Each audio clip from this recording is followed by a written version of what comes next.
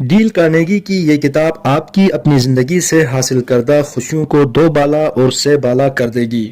یہ کتاب آپ کو اپنی پریشان عادات سے چھٹکارا حاصل کرنے کا طریقہ سکھائے گی۔ یہ کتاب آپ کو نئے ذہنی رجحانات برائے خوشیاں اور تحفظ کا احساس سکھلائے گی۔ یہ کتاب آپ کی زندگی کا مکمل نظام تبدیل کر دے گی۔ اس کتاب کا نام ہے پریشان ہونا چھوڑیے اور جینا سیکھیے۔ اب تک لاکھوں کی تعداد میں چھپ چکی ہے اور بک چکی ہے۔ اس کتاب نے ہزاروں پریشان حال خاندانوں کو مصیبتوں سے نکالا ہے اور ان کی زندگیوں کو خوشیوں سے بھر دیا ہے۔ اگر آپ بھی پرمسرت زندگی بسر کرنا چاہتے ہیں تو آپ اپنی زندگی میں ایک مرتبہ اس کتاب کو ضرور پڑھیے۔ مصنف اس کتاب کے دیباچے میں لکھتے ہیں، یہ کتاب ہماری زندگی سے فکر و پریشانی سے چھٹکارا پانے کے آزمودہ اور کامیاب نسخوں پر مبنی ہے۔ بہرحال مجھے آپ کو یہ بتانا ہے کہ آپ کوئی نئی چیز اس کتاب میں نہیں پائیں گے، لیکن آپ بہت کچھ ایسا اس کتاب میں پائیں گے جن پر بالعموم عمل نہیں کیا جاتا، اور اس سہل نگاری کا یہی نتیجہ ہے کہ ہمیں مزید کچھ بتلانے کی ضرورت نہیں ہے۔ ہم یہ بھی بخوبی جانتے ہیں کہ اچھی اور بہترین زندگی کیسے گزار سکتے ہیں۔ ہم دنیا جہاں کے سنہری اصولوں اور باتوں کو پڑھ چکے ہیں۔ ہماری مشکلات معمولی نہیں ہیں بلکہ قابل عمل بھی ہیں۔ اس کتاب کا بنیادی مقصد قدیم اور بنیادی حقائق ہی کو مؤثر انداز اور دلکش پیرائے میں بیان کرنا اور مثالوں کے ذریعے وضاحت کرنا ہے کہ آپ کس طرح ان سے چھٹکارا حاصل کر کے اور اپنے آپ پر استعمال کر کے کیسے نئی اور تازہ اور ولولہ انگیز زندگی حاصل کر سکتے ہیں۔ آپ اس کتاب کو اس لیے پڑھنے کے لیے نہیں خریدیں گے کہ یہ کتاب کیسے لکھی گئی ہے، بلکہ آپ عمل کے متلاشی ہیں۔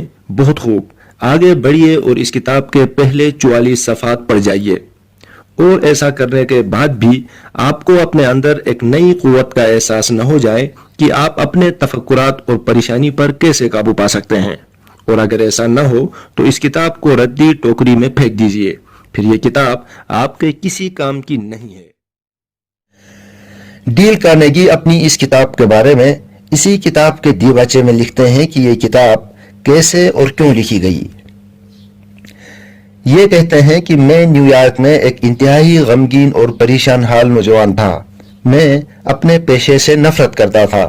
میں ایک سستے نیم آراستہ کمرے میں جو میں نے لے رکھا تھا نفرت کرتا تھا، ایک ایسا کمرہ جو ہمیشہ لال بیگ سے بھرا رہتا تھا۔ میں سستے اور غلیظ ہوٹلوں میں کھانا کھانے کی وجہ سے سخت مایوس ہو چکا تھا اور نفرت میں بڑھ چکا تھا۔ جب میں شام کو اپنے اکیلے اور ویران کمرے میں آتا تو میرے سر میں شدید درد ہوتا تھا، ایک ایسا درد اٹھتا جس سے میں سخت مایوس، گھبراہٹ، اداسی اور بے کیفی کا شکار ہو جاتا۔ مجھے زیادہ سے زیادہ روپیہ کمانے میں دلچسپی نہیں تھی، لیکن میں زندگی کو زیادہ سے زیادہ پرلطف بنانے میں فرحت اور دلچسپی محسوس کرتا تھا۔ لیکن میں ایک ڈراؤنے خواب دیکھنے والا انسان بن گیا تھا۔ اس لمحے میں غور کرتا تھا کہ کیا زندگی کے اس موڑ پر نوجوانوں کو کوئی اہم فیصلہ کرنے میں ہچکچاہٹ کا سامنا کرنا چاہیے؟ زندگی گزارنے کے لیل و نہار کیا ہونے چاہیے؟ چنانچہ میں نے فیصلہ کر لیا اور اس فیصلے نے میری زندگی کو یکسر بدل دیا، اور اس فیصلے کے نتائج میں مجھے زندگی کے 35 سال نہایت اطمینان اور سکون سے زندگی بسر کرنے پڑے، اور اس سے مجھے ایسی روحانی مسرت ہوئی جو میرے وہم و گمان میں بھی نہیں تھی۔ میرا مقصد یہ تھا کہ جس پیشے سے مجھے نفرت ہے میں اس سے دستبردار ہوتا ہوں۔ میں سکولوں میں بالغوں کو پڑھایا کروں گا، تب مجھے دن کے اوقات میں کتابیں پڑھنے، لیکچرز تیار کرنے، ناول اور مختصر کہانیاں لکھنے کے لیے فرصت ہوگی، اور میری خواہش یہ تھی کہ میں زندہ رہنے کے لیے لکھوں اور لکھنے کے لیے زندہ رہوں۔ آئیے اس کتاب کو پڑھتے ہیں کہ ڈیل کارنیگی کیسے آزمودہ نسخے بتاتے ہیں اور کیسی کیسی مثالوں سے سمجھانے کی کوشش کرتے ہیں۔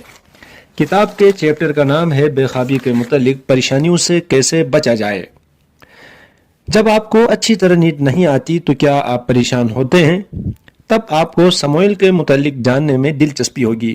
یہ ایک مشہور عالم وکیل جو اپنی زندگی میں کبھی ایک رات بھی جی بھر کر نہیں سو سکا۔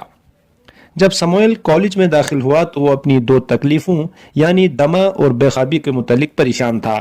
وہ دونوں میں سے کسی بھی طرح شفا حاصل نہ کر سکا۔ چنانچہ اس نے دوسری بہترین بات کرنے کا فیصلہ کیا کہ وہ اپنی بیداری سے فائدہ حاصل کرے گا۔ بجائے پریشان، رنجیدہ، متفکر اور بے چین اعصابی شکست کا شکار ہونے کے بجائے وہ جاگنے اور مطالعہ کرنے لگا۔ نتیجہ وہ اپنی جماعت میں پوزیشن حاصل کرنے لگا اور college of city of new York کا ایک نمایاں ترین طالب علم بن گیا۔ وکالت شروع کرنے کے بعد بھی اسے بے خوابی کی شکایت باقی رہی، لیکن سموئل پریشان نہیں ہوا۔ اس نے کہا، فطرت میری حفاظت خود کرے گی، اور فطرت نے اپنا فرض ادا کر دیا۔ باوجود اسے بہت تھوڑی نیند آتی تھی، پھر بھی اس کی صحت برقرار رہی اور اتنی ہی سخت محنت کے قابل تھا کہ جتنی نیو یارک بار کا کوئی نوجوان وکیل، بلکہ وہ ان سے بھی زیادہ سخت محنت کرتا تھا، کیونکہ جب وہ سو رہے ہوتے وہ اپنے کام میں مصروف ہوتا۔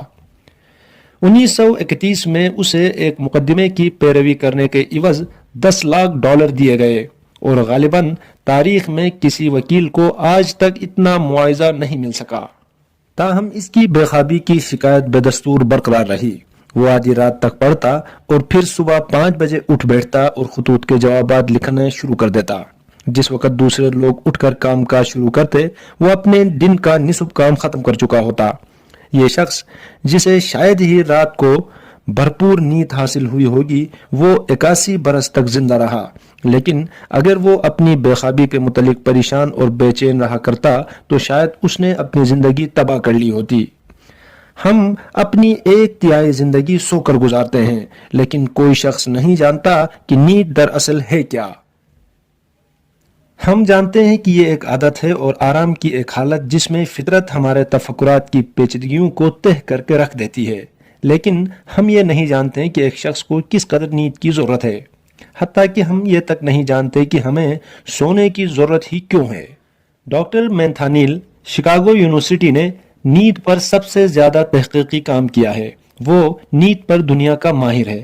اس کا دعویٰ ہے کہ میں نے آج تک کسی بھی شخص کو بے خوابی سے مرتے نہیں دیکھا۔ یقیناً ایک شخص بے خوابی کے متعلق پریشان رہ کر اپنی قوت حیات گھٹا سکتا ہے اور جراثیم کے قبضے میں آ سکتا ہے، لیکن پریشانی ہی تو ہے جو نقصان پہنچاتی ہے، لیکن بے خوابی کا اس میں کوئی قصور نہیں۔ اچھی نیند کے لیے پہلی شرط احساس تحفظ ہے۔ ہمیں یہ محسوس کرنا چاہیے کہ ہم سے کوئی برتر طاقت صبح تک ہماری حفاظت کرے گی۔ ڈاکٹر تھامس، جو کہ عظیم مغربی رائڈنگ پاگل خانے کے ناظم ہیں، برٹش میڈیکل ایسوسی ایشن کے سامنے تقریر کرتے ہوئے اس نقطے پر خاص زور دیا تھا۔ انہوں نے کہا تھا کہ سالہ سال کے کیریئر نے مجھ پر یہ عیاں کیا ہے کہ بہترین خواب آور دوا دعا ہے۔ میں یہ بات بالکل ایک طبی آدمی کی حیثیت سے کہتا ہوں۔ جو لوگ دعا کے عادی ہو چکے ہیں، ان کے لیے دعا سکون پہنچانے والی، اعصاب کو نرم کرنے والی سب دوائیوں سے زیادہ مناسب اور نارمل دوا سمجھنا چاہیے۔ آئیے خدا پر چھوڑیں اور اسے جانے دیں۔ ڈیل کارنیگی اس کتاب میں لکھتے ہیں کہ جب میں نے کرائسلر کارپوریشن کے پریزیڈنٹ کے.ٹی. کیلر سے پوچھا کہ آپ پریشانیوں سے کیسے بچتے ہیں، اس نے جواب دیا، جب مجھے کسی سخت ترین صورتحال کا سامنا کرنا پڑتا ہے، اگر اس کے متعلق میں کچھ کر سکتا ہوں میں اسے کر گزرتا ہوں، اور اگر نہیں کر سکتا تو میں اسے بھول جاتا ہوں۔ میں مستقبل کے لیے کبھی پریشان نہیں ہوتا، کیونکہ میں جانتا ہوں کہ کوئی آدمی بھی، حتی الامکان کوئی بھی انسان، یہ نہیں بتا سکتا کہ آئندہ کیا ہونے والا ہے۔ مستقبل پر اثر انداز ہونے کے لیے بے شمار طاقتیں اور قوتیں ہیں، لیکن کوئی بھی آدمی یہ نہیں بتلا سکتا کہ ان طاقتوں کو ابھارتا کون ہے یا انہیں سمجھ سکتا ہے، چنانچہ ان کے لیے پریشان کیوں ہوا جائے۔